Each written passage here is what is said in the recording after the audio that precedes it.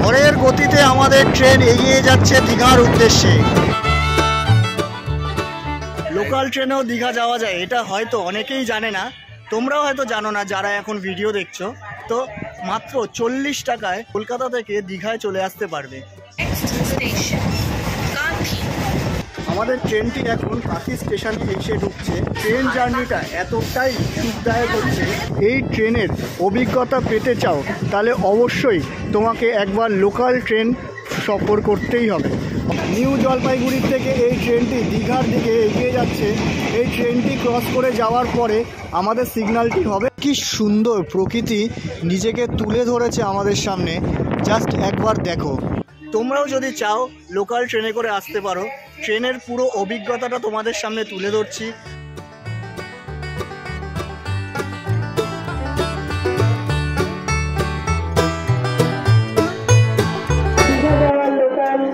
সকাল 6:45 4 নম্বর প্ল্যাটফর্ম থেকে ছাড়বে। নমস্কার বন্ধুরা, সুব্রতা ফাইন্ডার চ্যানেলে তোমাদের আবারও স্বাগত। আমরা বছরে দীঘা অনেকবারই যাতায়াত করি, কিন্তু এবারে দীঘা যাওয়ার জন্য আমি বেছে নিয়েছি আমার সামনের যে ট্রেনটা তোমরা দেখতে পাচ্ছ দাঁড়িয়ে আছে, এই ট্রেনটিতে মাত্র 40 টাকার বিনিময় এই ট্রেনটিতে আমরা চলে যাব দীঘা। সাঁতরাগাছি থেকে এই ট্রেনটি এসে ছাড়ছে, আর এই ট্রেনটি দীঘা গিয়ে পৌঁছবে। পুরো জার্নিটা তোমাদের সামনে তুলে ধরবো, আর অবশ্যই ভালো লাগলে একটা সাবস্ক্রাইব বা লাইক করে দিও। এই যে ট্রেনটার সামনে তোমরা দেখতে পাচ্ছ মেচেদা লেখা আছে, এই ট্রেনটি প্রথমে মেচেদা যাবে। মেচেদা যাওয়ার পরে কিছুক্ষণ এটা দাঁড়াবে, আর কিছুক্ষণ দাঁড়ানোর পরে এই ট্রেনটি আবার দীঘার দিকে যাবে। পুরো ট্রেনটাই ফাঁকা। তোমাদের ট্রেনের ভিতরটা একবার দেখিয়ে দিচ্ছি, সম্পূর্ণ রাস্তার বিবরণ তোমাদের সামনে তুলে ধরবো। চলো ওঠা যাক এবারে ট্রেনের মধ্যে। নির্ধারিত সময় 6:45 আমাদের এই ট্রেনটি সাঁতরাগাছি স্টেশন ছাড়বে।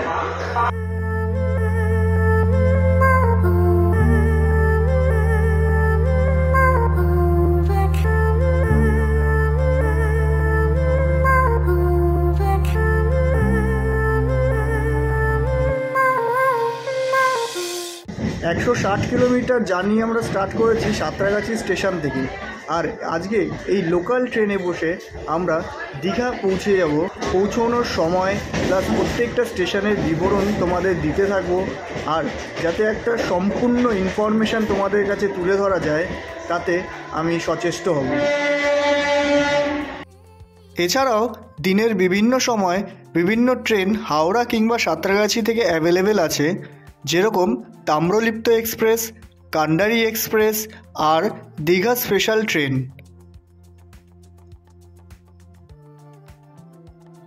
দীঘা স্পেশাল ট্রেনটি অবশ্য সাঁতরাগাছি থেকে প্রত্যেক রোববার ছাড়া হয় সকাল 8:10 আর এটি গিয়ে পৌঁছায় 11:55।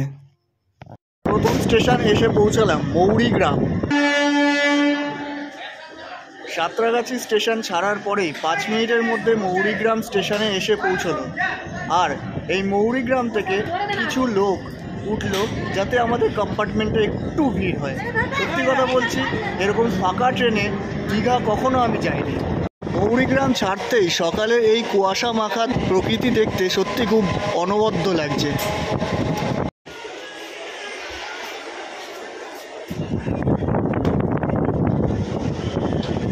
মৌরিগ্রাম ছাড়ার পরেই 2 থেকে 3 মিনিট সময় নিল আন্দুল স্টেশনে ঢুকতে।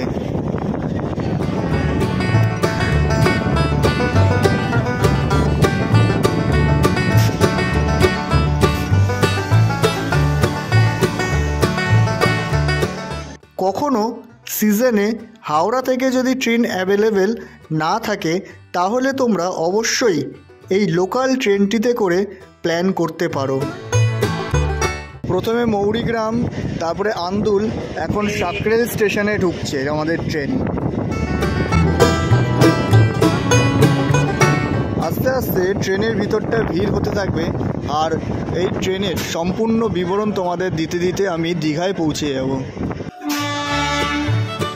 সাঁতরাগাছি থেকে দীঘার দূরত্ব অলমোস্ট 180 কিলোমিটার, আর এই 180 কিলোমিটার আজকে আমি সম্পূর্ণ করব লোকাল ট্রেনটিতে করে।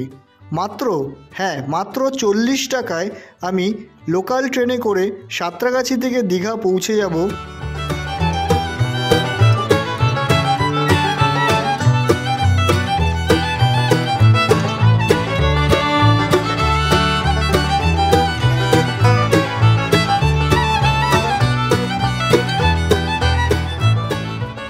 সাকরাইল স্টেশনের পরে আবাদা স্টেশন ছাড়লো।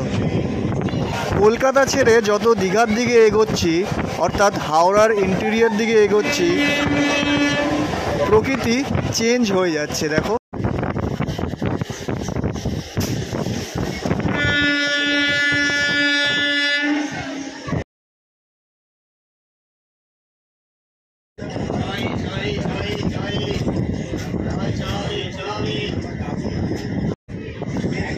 আমরা নলপুর স্টেশনে ঢুকছি।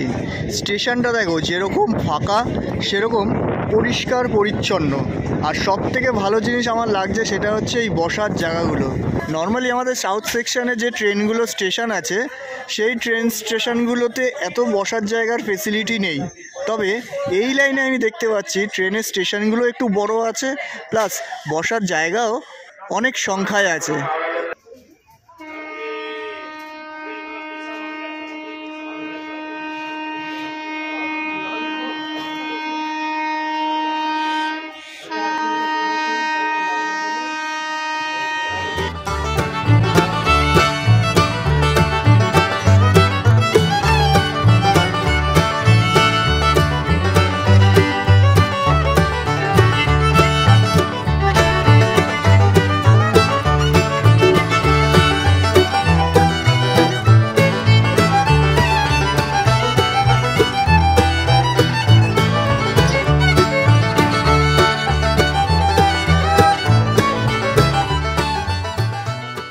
আর যারা অলরেডি এই অভিজ্ঞতা অর্জন করেছে তারা অবশ্যই তাদের মূল্যবান কমেন্ট আমাকে জানিও, যাতে আমার সাথে সাথে যারা এই ভিডিওটি দেখছে তারাও কিছু জানতে পারে।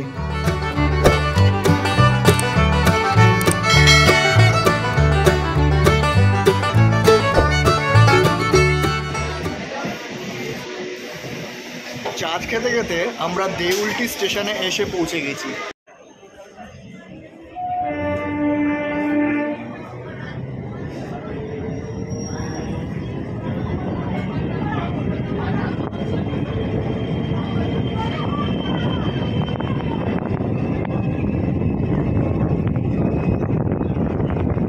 দেউলটি স্টেশন ক্রস করার পরে এই রূপনারায়ণ নদী ক্রস করছে আমাদের ট্রেন। আর দূরে দেখতে পাচ্ছ, দূরে একটা মালগাড়ি ওটাও ক্রস করছে।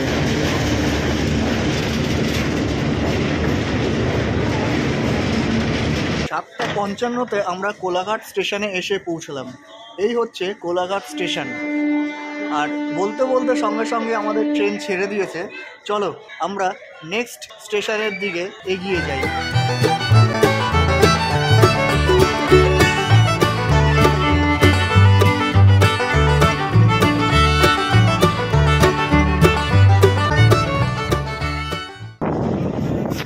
আমাদের ট্রেন মেচেদা স্টেশনে ঢুকছে। এইবারে আস্তে আস্তে আমাদের ট্রেনটি ভিড় হবে।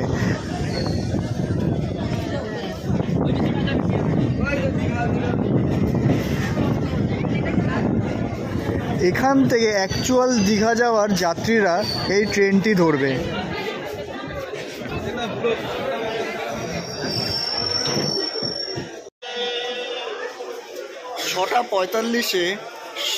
6:45-এ সাঁতরাগাছি স্টেশন থেকে আমাদের এই লোকাল ট্রেনটি ছাড়লো আর মেচেদা স্টেশনে এসে পৌঁছলো সকাল 8টায়।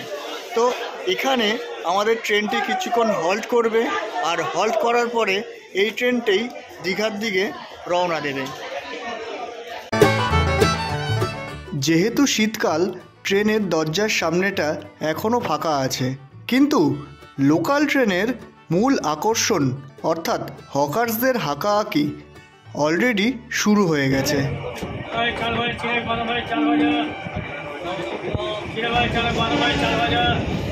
হয়তো এদের উপস্থিতি আমাদের লোকাল ট্রেনের জার্নিকে আরও সুখদায়ক করে তোলে। একবার ভেবে দেখো তো, এদেরকে ছাড়া তুমি কি লোকাল ট্রেনে কখনো চড়েছো? আর চড়েও যদি থাকো, তোমার কি সেটা ভালো লেগেছে? আমার তো ভালো লাগবে না একদমই।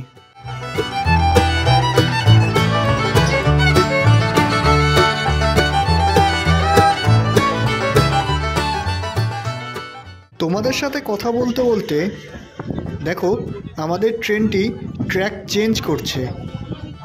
লোকাল ট্রেনের এটাই মজা, তুমি যে কোনো সময় দরজার সামনে দাঁড়িয়ে প্রকৃতিকে অনুভব করতে পারবে আর এই রকম ট্র্যাক চেঞ্জ করার যে দৃশ্যগুলো অনুভব করতে পারবে।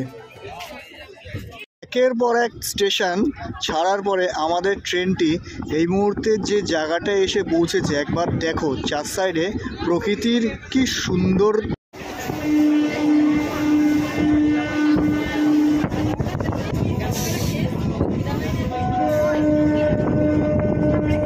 আমাদের ট্রেন নন্দকুমার ক্রস করলো।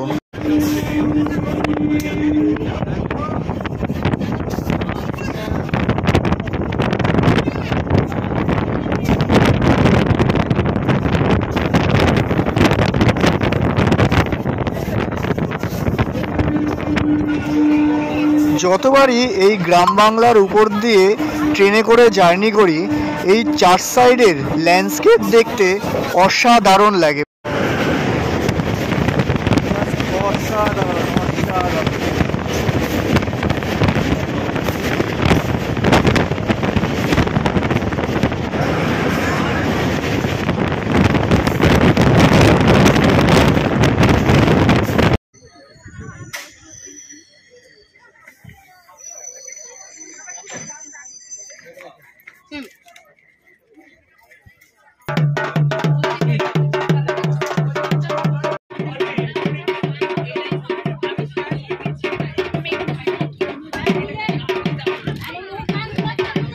স্টেশনটার ডিজাইনটা একটু ইউনিক আমার লাগলো। দেখো কি সুন্দর প্রকৃতির বুকে এই স্টেশনটি দেখতে অসাধারণ লাগছে। স্টেশনটির নাম হচ্ছে দেশপ্রাণ।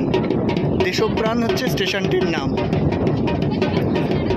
স্টেশন থেকে নেমে সামনে দেখো টোটো স্ট্যান্ড আছে, এখান থেকে টোটো ধরে মানুষেরা গ্রামের দিকে যাচ্ছে।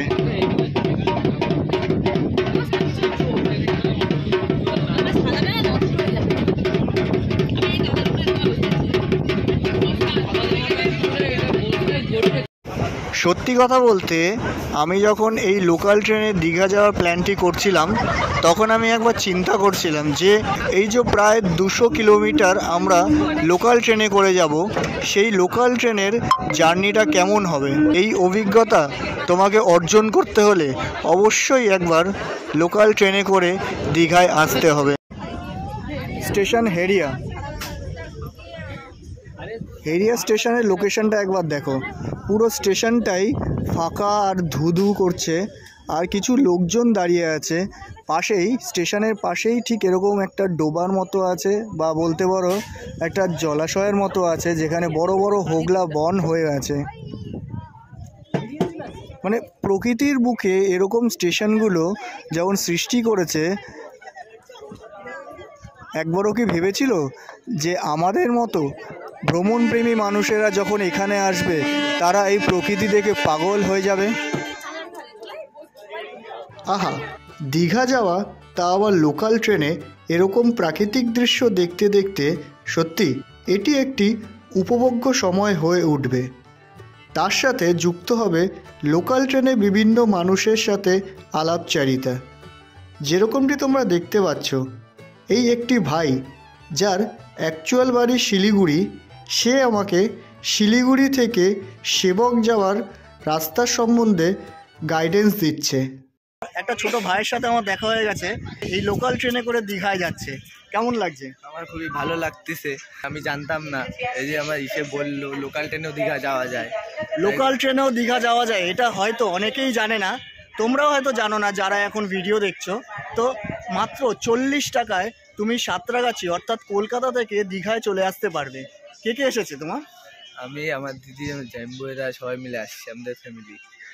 তো তোমরাও যদি চাও লোকাল ট্রেনে করে আসতে পারো। ট্রেনের পুরো অভিজ্ঞতাটা তোমাদের সামনে তুলে ধরছি, আশা করছি তোমাদেরও ভালো লাগছে। আর ভালো লাগলে একটা লাইক করে দিও, এতে কি হয় আমি মোটিভেশন পাই। তো কথা বলতে বলতে নাচিন্দা স্টেশন ছাড়তে স্টার্ট করে দিয়েছে আমাদের ট্রেনটি, আবার নিচের স্পিড নেওয়া শুরু। আহারে ফাঁকা ফাঁকা এত সুন্দর ধান ক্ষেতের উপর দিয়ে আমাদের ট্রেনটি চলে যাচ্ছে, আর একের পর এক স্টেশন আসছে। যে স্টেশনগুলোর আশেপাশের দৃশ্যগুলো দেখে না সত্যি মনটা মুগ্ধ হয়ে যাচ্ছে। এখন আমরা চলে এসেছি সুজলপুরে। সুজলপুরে আমরা ঢুকছি। স্টেশনটা একবার দেখো।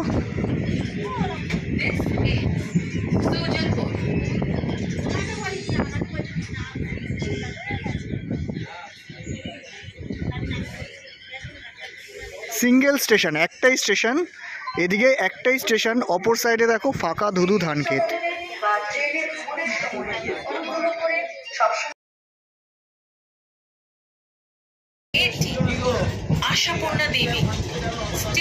আশাপূর্ণা দেবী স্টেশনের মতনই এই লাইনে যে যে স্টেশনগুলো আছে সেই স্টেশনগুলোরই দু সাইডে এরকম ফাঁকা ধুধু প্রান্ত তুমি দেখতে পাবে। আর সত্যি কথা বলতে এই জায়গাগুলো দেখে না যাওয়ার একটা আলাদাই আনন্দ অনুভব করা যাচ্ছে। স্টেশনে একটা ছোট্ট কুল গাছ আস্তে আস্তে বড় হচ্ছে। এটা একটা কুল গাছ, আর ওই যে একটা দেখতে পাচ্ছ ওখানেও একটা কুল গাছ আছে। আর এই স্টেশনে প্রচুর কুল গাছ তোমার পেয়ে যাবে। 5-7 বছর পরে আসলে এই কুল গাছগুলো পরিপূর্ণতা লাভ করবে, আর তুমি এই সময় অর্থাৎ কুলের সময় যদি আসো পেরে কুলও খেতে পারবে। ওই যে দূরে দেখতে পাচ্ছ একটি ট্রেন আসছে, ওই ট্রেনটি 2 নম্বর ট্র্যাক দিয়ে যখন চলে যাবে তারপরে আমাদের ট্রেনটি ছাড়বে।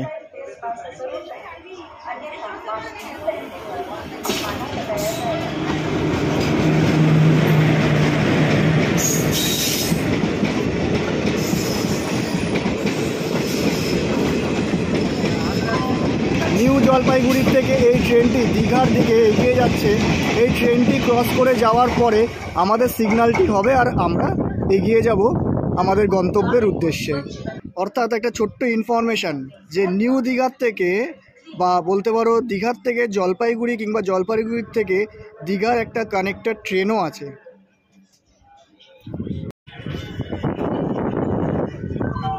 তুমি যদি বাসে আসো তো এই জায়গাটায় তোমার দীঘার ট্র্যাকটাকে চেঞ্জ করতে হবে, অর্থাৎ ক্রস করতে হবে। সিঙ্গেল ট্র্যাক থেকে এবার মাল্টিপল ট্র্যাকের দিকে যাচ্ছে। দীঘা স্টেশনে এবারে ঢুকবে আমাদের ট্রেনটি।